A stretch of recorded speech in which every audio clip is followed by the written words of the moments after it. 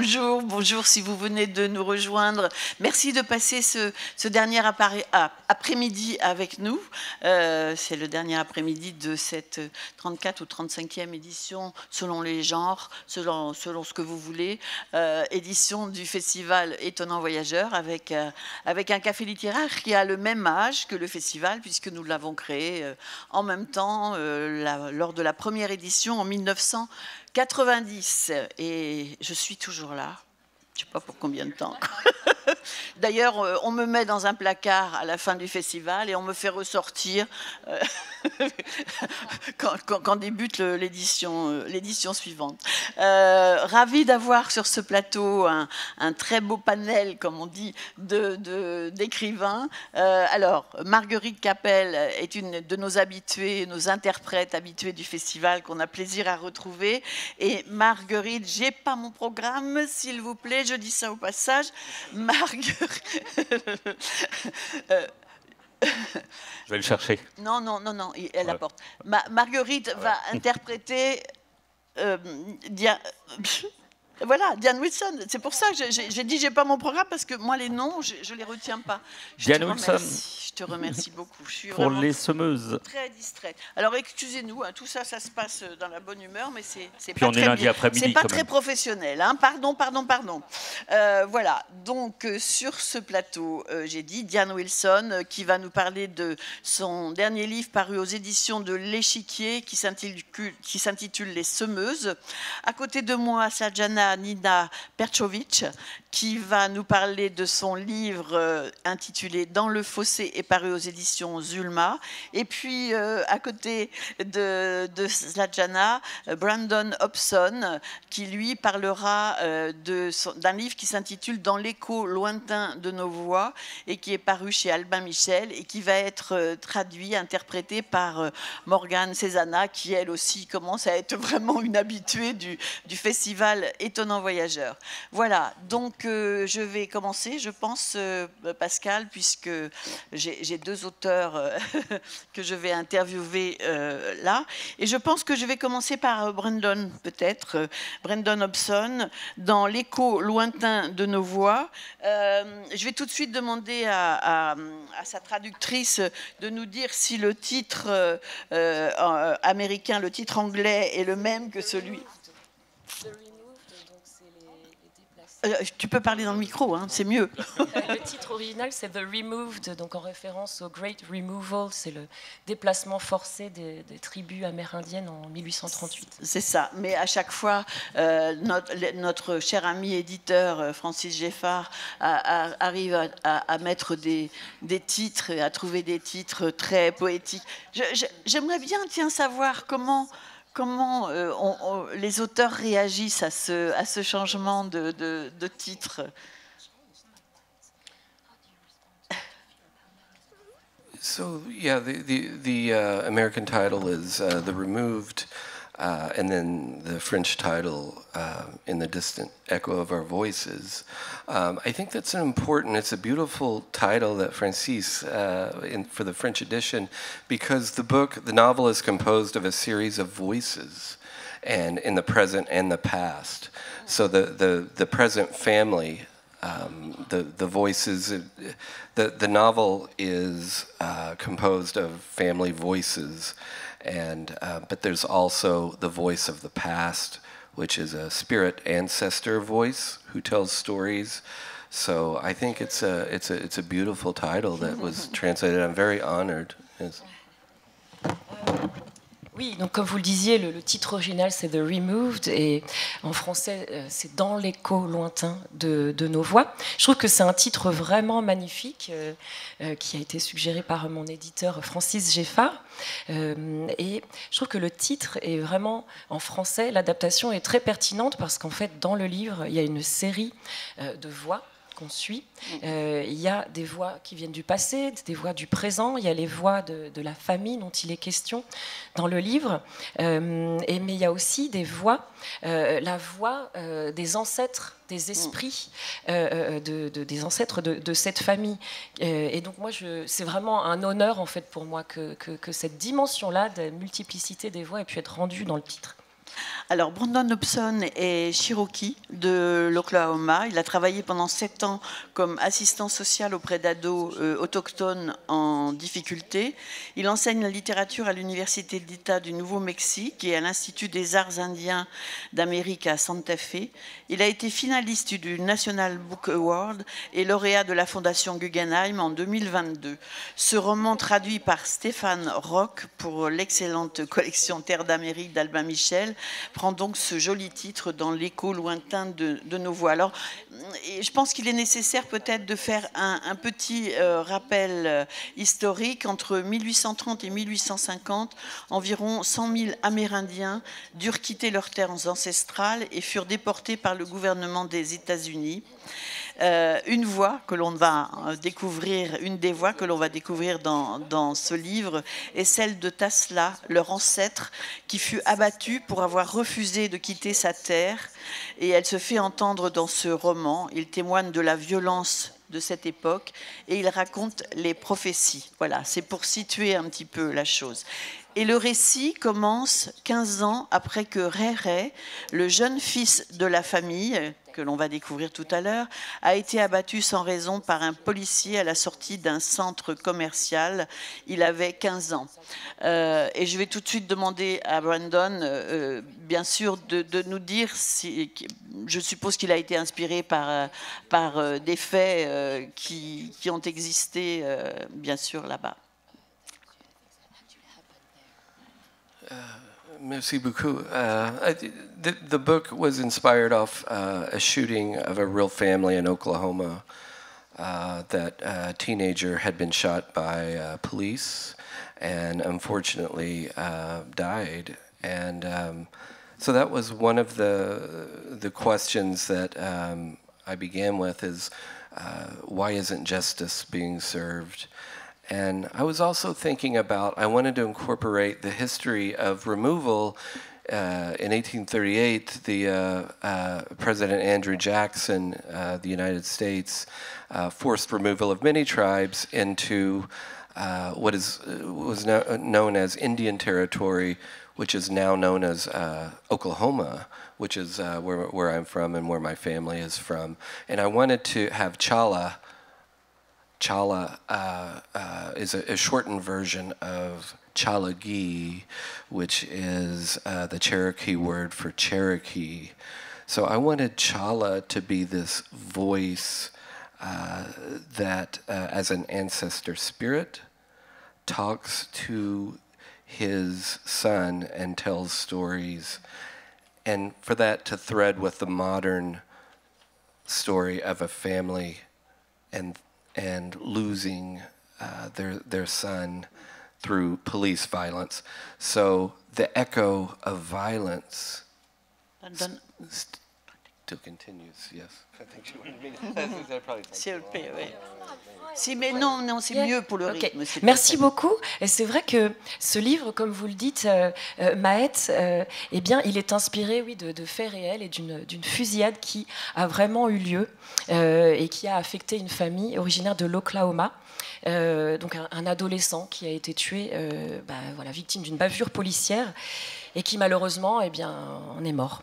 Enfin, oui, voilà, donc il en est mort. Et donc c'était une des premières questions qui s'est imposée à moi quand le projet de ce livre a commencé à germer. Je voulais, eh bien, me demander pourquoi, essayer de répondre à cette question de pourquoi est-ce que la justice n'est pas rendue. Et j'ai cherché, je voulais, à partir de cette question-là, incorporer à cette question-là aussi l'histoire justement du Great Removal, de ce grand déplacement forcé des populations amérindiennes en 1838, qui avait été donc instigé par le président de l'époque, Andrew Jackson. Populations qui ont été déplacées et pour être relogées, réinstallées dans ce territoire qu'on appelait le territoire amérindien, qui correspond donc à l'Oklahoma actuel, l'État dont je suis originaire et dont ma famille est aussi originaire. Et j'ai aussi voulu, dans ce roman, eh bien, invoquer une figure mythique de notre mythologie Cherokee, qui est Chala. Donc c'est une version abrégée de Chalagi, qui est le mot Cherokee pour dire Cherokee. Et donc, la voix de ce T'Challa est présente dans le livre, et c'est la voix d'un esprit ancestral, l'ancêtre de cette famille qui vient de perdre son fils. Et cette voix, donc ce T'Challa, dans le livre, il raconte des histoires à son fils. Il raconte l'histoire justement de la violence qu'a subi leur peuple et qui leur a coûté la vie à tous les deux. Et j'ai essayé, donc il y a ici j'ai voulu en fait tendre, tisser, utiliser un fil rouge entre l'histoire de T'Challa, cette histoire mythologique, c'est l'histoire de cet esprit, et cette famille moderne qui vient de perdre son fils, victime de la violence policière. Donc il y a toute une histoire de résonance et d'écho. Alors, il y a aussi la volonté probablement d'essayer de comprendre comment on peut survivre à un tel drame. Comment peut-on perdre, il écrit, comment peut-on perdre un enfant lors d'une fusillade et espérer reprendre une vie normale? Voilà la question qui me taraude le plus. Mon fils était une victime. Le policier qui l'a tué, désormais à la retraite, habite la même ville que nous. Et pendant plus d'une nuit sans sommeil, j'ai voulu aller chez lui le tuer de mes propres mains. Je voulais le frapper de toutes mes forces, le faire souffrir. Oui, j'ai toujours su que le deuil est une épreuve difficile et qu'il faut des années pour pardonner. Je n'ai toujours pas appris. Je ne peux que m'en remettre au grand esprit. Et ça, c'est Maria, la mère, qui se pose cette question. Il y a donc dans cette famille, il y a la mère, il y a Maria, il y a Edgar, qui est le père, et puis les enfants. Donc, il y a Sonja, qui multiplie la fille, qui multiplie les aventures romantiques. Et on est 15 ans après le drame, je ne sais pas si je l'ai dit. Sonja, qui multiplie les aventures romantiques sans grand discernement. Edgar, son frère, qui se drogue, qui a quitté la famille et qui vit ailleurs, mais qui se drogue, qui appelle sa petite amie, donc son petit frère qui est mort s'appelait Réré. Non, c'était le frère aîné d'ailleurs. Il s'appelait Réré, et il appelle sa petite amie Ré en souvenir de son frère. Et ça va être la commémoration normalement de ce deuil. Ce qu'il y a aussi de très touchant dans ce livre-là, c'est que vous introduisez un autre personnage que l'on va voir arriver dans cette famille et que cette famille va accueillir et qui va finalement apporter quelque chose de, je sais pas, de doux, de consolant peut-être à cette famille. Et c'est ce jeune homme, donc on attend, Wyatt, on attend donc qu'il arrive dans cette famille qui doit l'accueillir pour quelques jours. Comment avez-vous eu l'idée d'introduire ce Wyatt?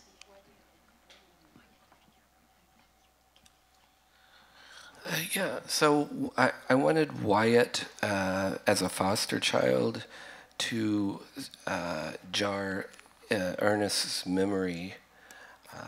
And because Ernest is suffering from Alzheimer's disease, and when he sees Wyatt, he recognizes his son's spirit, and he begins to heal. A lot of this book is about healing, and that's one aspect of how Ernest is able to heal, is through the foster child and that recognition of spirit of his son. Oui, en fait, j'ai voulu intégrer ce personnage de Wyatt, donc cet enfant, cet adolescent qui est accueilli temporairement pour quelques jours en attendant son jugement, son placement, pour qu'il soit l'élément qui allait permettre à Ernest de recouvrer la mémoire, parce qu'il faut savoir qu'Ernest en fait souffre de la maladie d'Alzheimer. Ernest, c'est le père. Hein, c'est le père, ouais. Edgar, c'est le deuxième fils, et Ernest, c'est le père, oui. Et donc quand Ernest voit Wyatt, instantanément, il reconnaît l'esprit de son fils, Ray, qu'il a perdu. Et à partir de ce moment-là, il commence à guérir. Et la guérison, c'est vraiment un des thèmes centraux de ce livre. Et c'est Wyatt, c'est un des aspects eh bien de cette guérison qui va s'opérer miraculeusement chez Ernest, à partir du moment où il reconnaît son fils, l'esprit de son fils, dans les traits de Wyatt. Alors il y a un chapitre par exemple à la page 65, on fait connaissance avec T'Challa qui s'adresse comme ça, qui est donc un esprit, mon fils bien-aimé, le temps parmi les morts est mystérieux, le temps parmi les morts diffère de celui dont les humains font l'expérience au cours de leur vie, le temps peut être ressenti. Alors là il y a quelque chose d'ajouté dans sa langue que je ne pourrais pas prononcer. Regarde le ciel, nous sommes là, prenant notre essor tel des faucons, décrivant des cercles. Nous sommes des oiseaux qui ressemblent à un chapelet de baies rouges sur fond de nuages. Nous sommes partout. Les divinités occupent chaque précieuse parcelle de terre. Nous baignons dans l'eau de pluie, nous volons ensemble. Nous sommes une étincelle de lumière bleue dans la pierre, le panache de fumée et de poussière qui s'élève prestement, dessinant le contour flou des corps. C'est étonnant de voir à quel point, quand les gens, les Indiens font parler les esprits, combien ce langage est plein de poésie.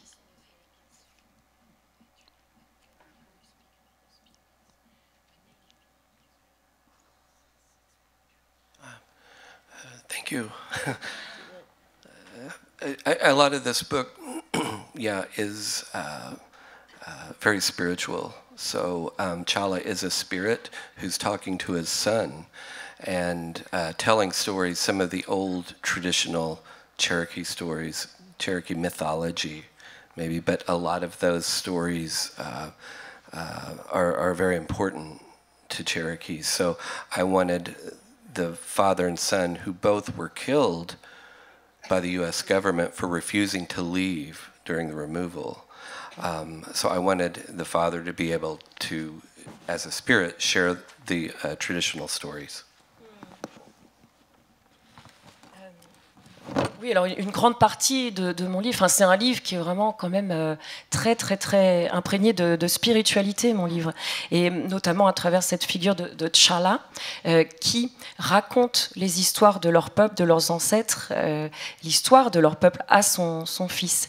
Et qui raconte des histoires, des histoires traditionnelles Cherokee, qui parlent de la mythologie Cherokee. Et une mythologie qui est très chère à notre peuple. Et j'ai voulu mettre en scène ce père et ce fils qui ont tous les deux succombé à la violence du gouvernement américain parce qu'ils ont refusé de quitter la terre de leurs ancêtres. Et j'ai eu envie de leur redonner une voix, en tout cas de redonner une voix aux pères pour que leur histoire ne soit pas effacée. Oui. Ah, c'est fini, pardon, j'avais pas. Voilà, c'est un livre sur comment trouver la consolation, comment peut-être retrouver la sérénité. Il y a plein de choses qui nous racontent, qui remettent ce récit dans un contexte historique.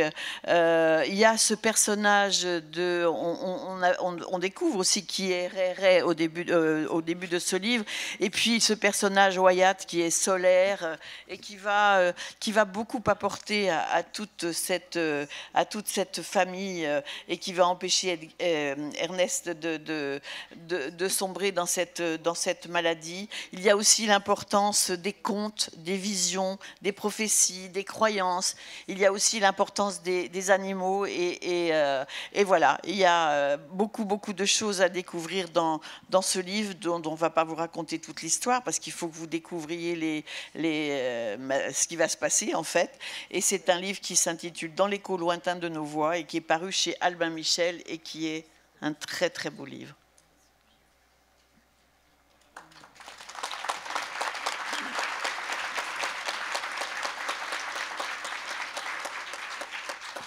Eh bien, il y aura plein d'échos avec Diane Wilson et son livre Les Semeuses dont nous allons parler à présent. Les Semeuses qui est publié aux éditions de l'Échiquier, qui est traduit par Nino S. Dufour. Diane Wilson, vous êtes née dans la tribu des Sioux Mdewa Canton, dans le Minnesota, j'essaie de le prononcer. Vous êtes une militante écologiste, pacifiste, vous avez travaillé pour la souveraineté alimentaire des peuples natifs d'Amérique, mené différentes actions fortes contre les déchets toxiques et les marées noires, qui vous ont valu de remporter le prix Goldman pour l'environnement en 2023. C'est déjà un sacré parcours. En 2005, c'est vous-même qui faites l'objet d'un documentaire intitulé Texas Gold, qui a remporté plusieurs prix, ce documentaire. Et puis vous écrivez votre premier roman, qui vient de sortir aux éditions 2024, qui est d'emblée récompensé en 2022 par le Minnesota Book Award for Fiction. Donc bravo déjà pour tout ce parcours, parce que c'est assez impressionnant.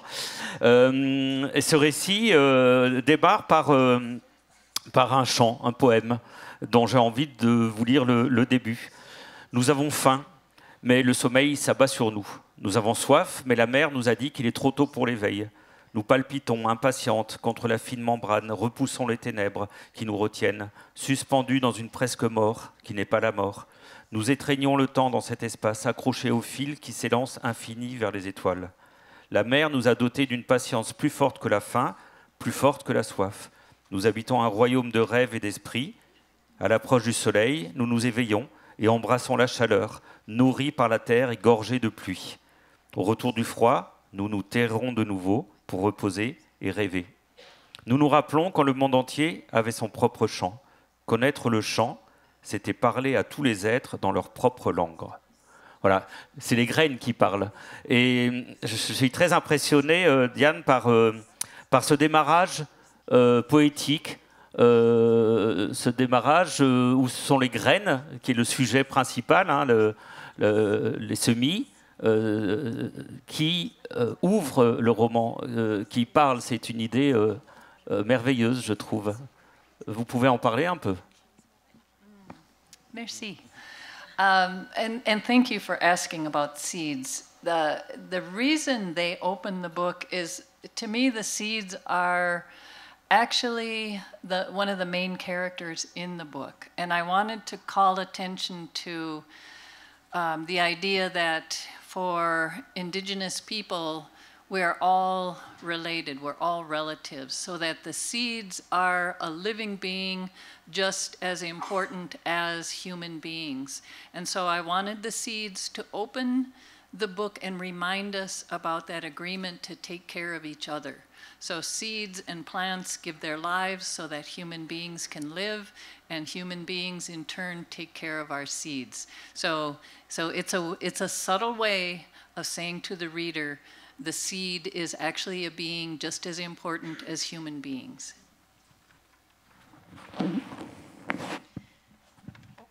Merci d'avoir posé cette question sur la graine.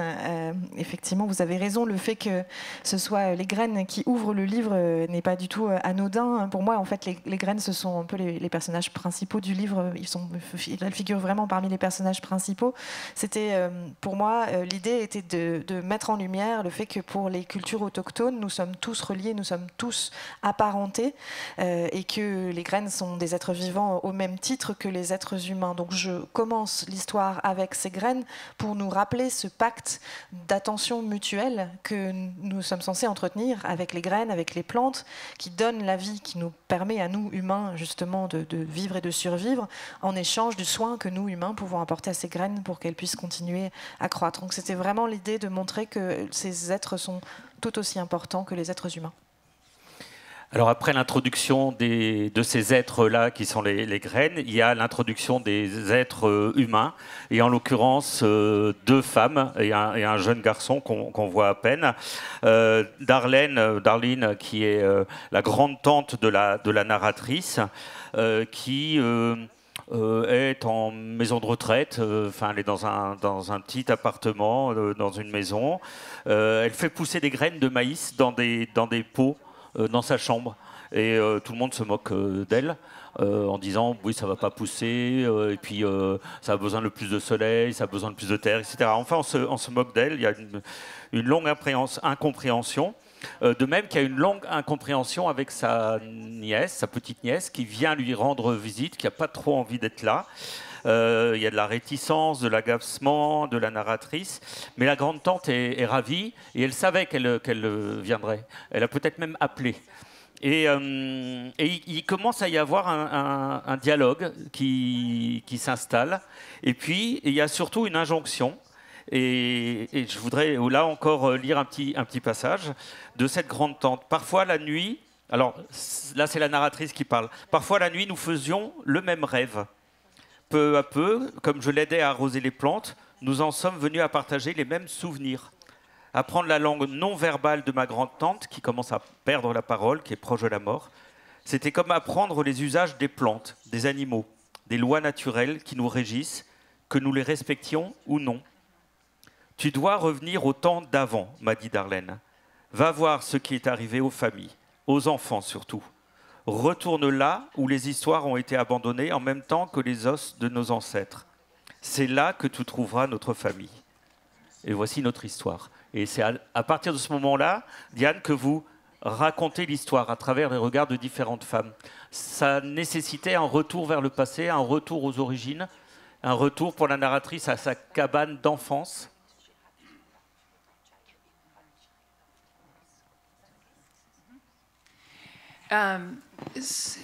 So Rosalie, when the book opens, Rosalie is the product of generations of assimilation, and that meaning that her family has come through boarding schools, her family has come through the removal, the loss of their language, and so Rosalie is at that point when she could become absorbed into what is dominant society, and the story for her is to find her way back home to her community, to her family's legacy. And so it's by reuniting in her relationship with seeds, and it's a way of saying that no matter how far your family has come from your cultural identity, that by returning to these old ways, these old foods, by relearning our cultural traditions, we can still find our way home. So it is very much a novel of generations, and I go back several generations to show how that knowledge is transmitted from one generation to the next, and how that is interrupted by boarding schools, by removals, by various programs. But yes, she very much goes back to relearn who her family is. Alors Rosalie, effectivement, quand on la rencontre au début du livre, elle est vraiment le produit de plusieurs générations d'assimilation. Les générations de sa famille sont passées par les pensionnats, ils sont passés par ce Great Removal dont on parlait, ce déplacement de population. Il y a eu la perte de la langue, donc elle est à un stade où elle est sur le point d'être complètement absorbée par la culture dominante.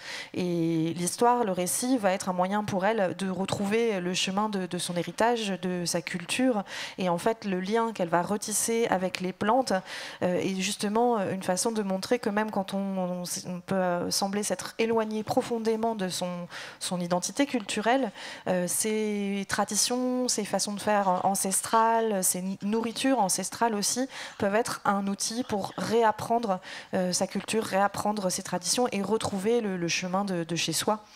Donc c'est vraiment un roman de génération dans lequel on suit une famille sur plusieurs générations pour montrer justement cette transmission des savoirs et la façon dont cette transmission a pu parfois être interrompue par les pensionnats, par le Great Removal et tout ça. Mais la manière dont on peut quand même retrouver le chemin, pour elle, en tout cas cette histoire est celle vraiment d'un retour à sa culture d'origine. Oui, il y a quand même aussi, parce que là on a l'impression qu'on part vraiment vers l'histoire, mais c'est aussi un livre extrêmement contemporain qui parle de ce qui se passe aujourd'hui, du danger qu'il y a à ne plus pouvoir s'approprier ses propres graines. On parle directement de Monsanto, c'est-à-dire qu'à un moment, on comprend bien que les femmes Dakota, puisque c'est essentiellement la tribu du Dakota, ont à chacune de ces difficultés, de ces dangers, de ces déplacements, pris des graines avec elles, cachées dans les poches, dans les bas de pantalon, pour les transporter et conserver non seulement la mémoire, mais des moyens de survivre. Et les hommes, de leur côté, faisaient autre chose pour protéger leur famille, mais les femmes faisaient ça. Et même aujourd'hui, le combat n'est pas gagné d'avance. Les graines doivent toujours être protégées. When I was thinking about writing this book, I didn't want to make it all about GMO seeds, which is a huge issue in the United States. We're not nearly as smart as France about GMO seeds. So what I had to think about in the book was I wanted to ask the question, to look at over generations how our relationship with seeds has changed, from the Dakota women that were willing to protect them with their lives to today when we have genetically modified seeds that are ruining our soil and our water and having unknown consequences for our health. But I didn't want it to be a lecture. I wanted to ask the question. Let's look at how that relationship has changed and think about the consequences for us as human beings and for the seeds themselves. Quand j'ai commencé à réfléchir à ce livre, je me suis dit que je ne voulais pas qu'il soit uniquement centré de façon directe sur la question des OGM, qui est un problème vraiment très important aux États-Unis, où la réflexion n'en est pas au même stade qu'en France. Donc je me suis demandé en fait comment imaginer, comment ouvrir ce livre, comment le construire. Et la question que j'ai eu envie d'explorer, c'est celle justement de l'évolution de notre rapport aux semences, aux graines, au fil des générations. Comment est-ce qu'on est passé de cette génération de femmes Dakota qui étaient prêtes à protéger les graines au péril de leur vie à aujourd'hui où on est en train de ruiner, d'abîmer nos sols, d'abîmer l'eau avec des OGM, avec des conséquences pour la santé qui sont encore tout à fait inconnues. Mais je voulais aborder ce sujet sans faire une conférence ou faire la leçon. C'est pour ça que je voulais vraiment passer par cette idée du questionnement de cette évolution dans notre rapport aux graines et les conséquences que ça a, aussi bien sur les humains que justement sur ces semences. Voilà, merci beaucoup. Alors, on enchaîne avec... On peut l'applaudir, hein, bien sûr. C'est un livre, c'est vrai que ça donne envie aussi de le découvrir. Alors, donc, je vais vous présenter maintenant Snježana Nina Perković. Perković. Perković et pour les Français, Perković. Voilà. Comme ça, c'est plus facile. On s'en fiche. Voilà. Il y a un tcheu à la fin qui sert à rien. Voilà. Vous disiez tout à l'heure, parce qu'elle parle très très bien français, qu'elle rigole beaucoup à cause du nom de Vélibor, parce que Vélibor, il s'appelle colique quand on le prononce en français, et ça la fait beaucoup rire. Voilà, ça donne colique en fait à la fin. Voilà, c'est très drôle. Vous êtes né à Banja Luka, en Bosnie-Herzégovine. Vous avez doublé des études de journalisme en Bosnie, d'un cursus en communication politique à la Sorbonne. Vous travaillez pour plusieurs médias ex-yougoslaves, pour The Guardian, pour l'émission de télévision française Échappée belle. Vous êtes co-lauréate du prix européen du journalisme 2021 pour votre travail sur le projet Sister of Europe. Vous partagez votre vie entre Banja Luka et Paris. Bon, vous êtes parfaitement francophone, vous allez vous en rendre compte. Et Dans le fossé est votre premier roman. Alors, pour commencer, je crois qu'il faut lire le conseil de début. Si vous voulez le lire, vous pouvez. Sinon, je le fais parce que le ton est tout de suite donné. Tout dans ce livre est inventé. Si jamais quelqu'un se reconnaît, sachez que cela ne sera que le fruit de sa propre paranoïa. Tous les personnages et tout ce qui se passe dans ce livre sont exclusivement le fruit de mon imagination, sauf Mémé Ivana. Elle existe vraiment, je peux vous le dire sans crainte, car je sais qu'elle ne lira pas ces lignes. Mémé Ivana méprise la littérature et n'estime que les documents historiques. Si jamais par le plus grand des hasards ce livre lui tombe entre les mains, elle l'utilisera sans la moindre hésitation pour allumer le feu. Mémé Ivana, c'est ma famille. Voilà, il ne s'intéresse absolument pas à mon travail. Il trouve ça un hobby comme ça parmi les autres. Il ne vient jamais à mes rencontres. Donc voilà. Alors, vous racontez d'ailleurs que quand vous avez envoyé dans une interview, je pense que j'ai trouvé ça, quand vous avez envoyé ce manuscrit à votre éditeur, il a répondu qu'il avait beaucoup ri, et vous avez été surprise. Vous savez, parce que moi, j'ai ri aussi. D'abord, j'ai écrit un livre sur post-apocalypse. Vous savez, tout ce qui s'est passé en Bosnie, il y avait une guerre. Et je voulais surtout écrire un livre qui parle de ce qui se passait après. Oui. Pendant la guerre, dans les années 90, tout le monde parlait de Bosnie. Vous pouvez lire dans n'importe quel journal, vous pouvez lire sur la Bosnie. Une fois la guerre est finie, tout le monde est arrêté. Genre, la guerre est finie, tout va bien, on continue la vie. Vous savez, vous connaissez le fameux le pont de Mostar. On l'a détruit. Qui a été complètement détruit. Et qu'est-ce qu'on a fait? On l'a reconstruit. Il est encore plus beau et plus vieux qu'avant. Mais malheureusement, les gens qui sont abîmés, on ne les reconstruit plus. Les vies, les gens, en fait, tout ce qui s'est passé, on a continué, mais comment on a continué? Je voulais parler de ça, je voulais parler de ce qui s'est passé après. Parce qu'on oublie souvent que la guerre, c'est terrible, mais ce qui arrive après, ça peut être aussi terrifiant. C'était ça mon idée d'écrire. Donc j'écris sur ça, sur une post-apocalypse, et les gens ils rigolent. Et souvent les gens ils me disent c'est très drôle. Oui, mais c'est très drôle, mais ça dit beaucoup de choses aussi. Mais j'étais obligée d'utiliser ce humour noir. Ouais. Vous comprenez? Mais c'est quand même. Je me demande si c'est pas parce que Velibor, pareil, il raconte des choses terribles avec un humour. Et vous savez pourquoi? Non. Nous en Bosnie, on se protège comme ça. On rigole beaucoup. On est connus en ex-Yougoslavie comme des gens qui rigolent beaucoup. Parce qu'on ne parle pas juste de la guerre qui s'est passée dans les années 90. Il y avait la Deuxième Guerre mondiale, ou des choses horribles qui s'est passées en Bosnie. Donc c'est vraiment un pays maudit, on peut dire, où les gens, pour survivre, on rigole de nous-mêmes, de tout ce qui se passe. On fait des blagues tout le temps et constamment. Et c'est ça qui nous tient de ne pas tomber dans la dépression, de survivre en fait. Ça c'est notre, comme ça s'appelle, le bateau de sauvetage. Oui, c'est ça, le canot de sauvetage, voilà, exactement. Alors la narratrice, elle est déprimée, elle est apathique.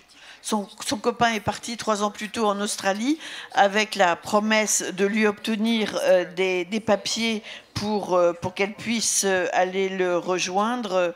Et malheureusement, ça ne s'est pas passé tout à fait comme ça. Il l'a un peu oublié en route, quoi.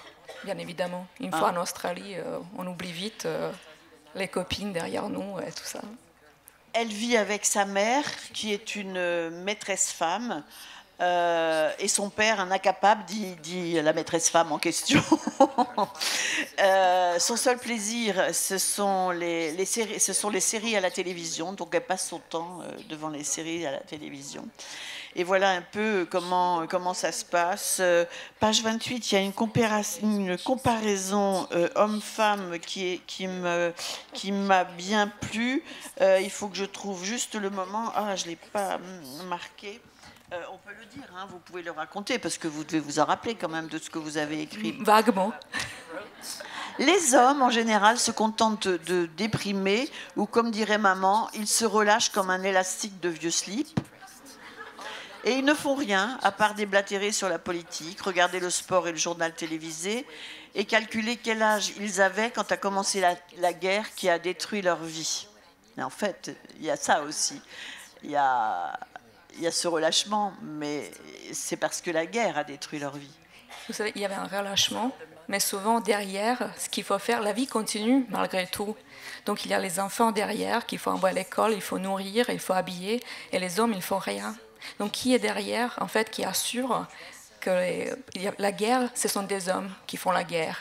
Et les femmes sont là pour réparer tout ça. Voilà. Plus la vie est dure, plus les femmes se battent. Elles rangent, repassent, raccommodent, traînent les sacs du marché, font pousser du persil et des tomates sur le balcon, font fermenter des cornichons, du chou, amidonnent, lavent les vitres et surveillent les ouvriers qui changent la plomberie de la salle de bain. Voilà. C'est très beau, ce passage, il est... Voilà. Et donc, on en est là quand on découvre la narratrice qui n'a pas de nom. Elle n'a pas de prénom, exactement. C'est un choix, en fait. Oui.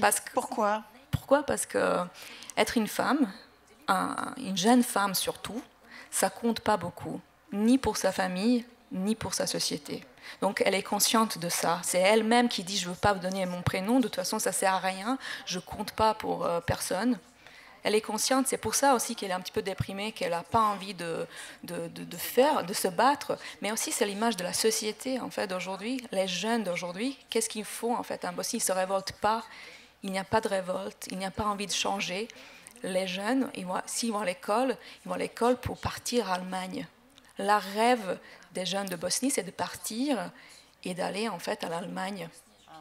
Donc pour y travailler, pour être un bon citoyen qui paye ses impôts, ils ne se révoltent pas pour changer quoi que ce soit. Mais j'ai dit des jeunes de Bosnie, mais moi je suis pareil, je suis partie à Paris. La première occasion, je suis partie, c'était mon rêve de quitter ce pays où il n'y a pas d'avenir en fait, où c'est très noir et très triste. Alors, mais ce que vous avez dit tout à l'heure quand même m'interpelle. C'est vrai que votre famille ne s'intéresse absolument pas à ce que vous faites, même pas au fait que vous ayez sorti un livre. Ben heureusement, comme ça je suis plus libre d'écrire en fait sur eux. Voilà. D'accord. Je vais te dire, la famille elle est déjantée. Hein. Donc notre narratrice, qui n'a pas de prénom, va être investie d'une mission par sa mère, représenter la famille aux funérailles d'une tante qui vient de mourir, la tante Stana, c'est un peu bête, qui s'est étouffée avec un morceau de poulet et qu'il faut enterrer Fissa car il n'y a pas de morgue dans le village. Et le village se trouve un peu plus loin, il faut... voilà. Départ le lendemain matin dans la vieille Golf déglinguée du cousin Stojan. Stoyan. Il y a à la clé une histoire de vente de la maison familiale qui appartenait à Mémé Vida, qui pourrait rapporter de l'argent à chacun des membres de la famille, d'où vigilance et surveillance entre les uns et les autres, plutôt que début d'affection et solidarité. C'est ça. Alors, aussi, je voulais montrer en fait ça. Nous, en Bosnie, en ex-Yougoslavie, partout, je pense dans les Balkans, la famille, c'est tout. Ouais. La famille, c'est très important. Et pas que la famille. Et quand je parle de la famille, je ne parle pas juste des parents, des frères et des sœurs, je parle des cousins, des cousines, des oncles, il y a des tantes. Voilà, c'est très important. Après, il y a parents aussi qui est très important. Il y a un rôle. Après, il y a des voisins. C'est aussi une famille, en fait. Ah oui. Donc, on n'est jamais seul en Bosnie. Donc, je voulais vraiment, dans mon livre, je veux parler de ça, en fait, pour montrer qu'on n'est jamais à l'abri de quelqu'un, des conseils, et quelqu'un qui va se mêler dans votre vie. Et aussi, en Bosnie, on n'a pas besoin de vidéosurveillance. On a toujours une voisine, en fait, au premier étage qui sait qui rentre à quelle heure et avec qui, en plus. Donc, c'est très bien. Au niveau d'argent, on ne dépense pas beaucoup, en fait. Voilà. Donc, alors, il y a l'enterrement. Je vous dis pas... Je ne vous dis pas tout parce que... Mais n'oubliez pas, enterrement en Bosnie, c'est pas juste... Vous savez, l'enterrement, c'est comme un mariage en Bosnie. Sauf que c'est encore mieux, en fait, parce que vous n'êtes pas obligé de faire la coiffure, de s'habiller bien, ni de ramener un cadeau. Donc, et après l'enterrement, pendant l'enterrement, vous allez voir tous, la famille, les amis, les voisins. Ce qui est très bien, c'est comme une réunion en fait de famille et tout. Et après l'enterrement, vous allez manger. Et donc il y a un banquet magnifique où tout le monde va manger. C'est comme une fête. Et il n'y a pas de musique en fait et tout ça, donc c'est encore mieux qui est lourd. Alors il y a les pleureuses qui sont là et à un moment, alors il y a l'oncle Radomir. Le pauvre, voilà. Bah, sa femme s'est quand même étouffée avec un morceau de poulet. Donc il est la seule personne en fait qui est triste dans toute cette affaire. Les autres, ils ne pensent qu'à vendre la maison. Alors, à un moment, vous écrivez ceci à propos des pleureuses. Je m'imaginais le chaos et la panique que ça serait si tante Stana nous faisait vraiment signe depuis le cercueil. Je fus prise d'un fou rire, admettez que ça aurait été extrêmement drôle, mais comme ce n'était ni le moment ni le lieu pour ça, je baissai la tête et m'efforçai de réfréner mon hilarité en fixant le bout de mes bottes en caoutchouc, parce que en plus ça se passe dans le bout et la boue, etc. Je dus être secoué de violents soubresauts dans cette entreprise et la popesse. Alors il y a des personnages personnages. Il y a une galerie de portraits. La Popesse, c'est un personnage particulier aussi. Dites-nous un mot de cette Popesse. Popesse qui n'est pas une vraie Popesse, en fait, absolument pas. C'est quoi une Popesse, d'abord? C'est une femme d'un pop. Voilà. La femme du pop. Chez nous, un ministre, il y a la femme de ministre qu'on appelle aussi la ministre, en fait. Elle a aussi le titre tout de suite. Voilà. Mais pour les personnages, c'était pas difficile. Je suis née dans un bar d'immeubles. Vous savez, des bars d'immeubles, un communisme, un socialisme, c'était très beau, la maison pour tout le monde. Voilà, une maison pour un appartement pour chacun, en fait. Et on savait exactement qui va chez qui, en fait, le matin pour boire un café. Donc le matin, parce que je suis grandie avec ma grand-mère, il y avait des femmes, tous les matins, il y avait au moins 3-4 femmes à boire et raconter des histoires improbables. Donc c'était facile de créer mes personnages. C'était plutôt difficile de choisir, en fait, et de les à qui en fait mettre et qui ne pas mettre dedans. Je ne vais pas continuer à tout raconter parce que il y a un chaos absolument effroyable pendant tout cet enterrement. J'ai oublié de dire peut-être tout à l'heure que le roman est traduit du serbo-croate par Chloé Billon, et que c'est important de le dire, voilà, il va se passer beaucoup de choses. Il y a Tonton Loire accroché à sa bouteille d'eau de vie, la Popesse, c'est une fausse dévote au regard diabolique, elle n'est pas sympa celle-là, et Mileva qui tire à boulet rouge sur tous les convives, et en fait ils s'en fichent un peu de la tante, ils n'ont qu'une idée en tête, récupérer une part du magot pour sortir de leur bourbier. Vous l'avez compris, c'est un livre qui fait rire, mais qui montre aussi quand même une situation qui est un peu catastrophique. Ah, catastrophique, absolument. Vous avez de l'espoir quand même. Absolument pas, mais ça ne m'empêche pas de rire. Ça n'empêche pas de rire. Et de vivre tous les jours pleinement. Bon, en tout cas, une écrivaine est née. Hein. Ça s'appelle Dans le fossé. C'est paru aux éditions Zulma. Et c'est le livre de Janina Perkovic. Voilà.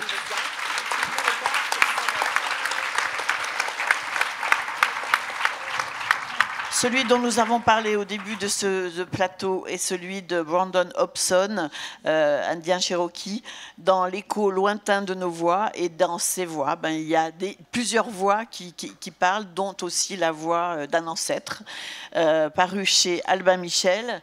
Et puis Pascal. Et puis de Diane Wilson, Les Semeuses, dont je n'ai pas dit que le titre originel, c'est Les Gardiennes de Graines. Et ça, c'est important parce que c'est les femmes, du coup, qui sont vraiment mises en avant. Et là, c'est 4 générations de femmes très fortes.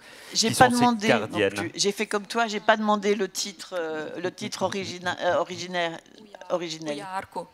Et ça veut dire? Exactement, dans le fossé. Dans le fossé. Ah oui, c'est traduit vraiment la même chose. C'est pareil, mais là c'est bon. Donc Les Semeuses, parce que Gardienne des Graines, c'était peut-être un peu bizarre, mais en anglais c'est très fort. Traduit de l'anglais par Nino Dufour, et c'est aux éditions Rue de l'Échiquier, Les Semeuses de Diane Wilson. Voilà, vos lectures pour tout l'été là. Super. Il y en aura d'autres encore. Merci à vous. Merci Marguerite, merci beaucoup à tous d'être venus sur ce plateau et merci Morgane aussi.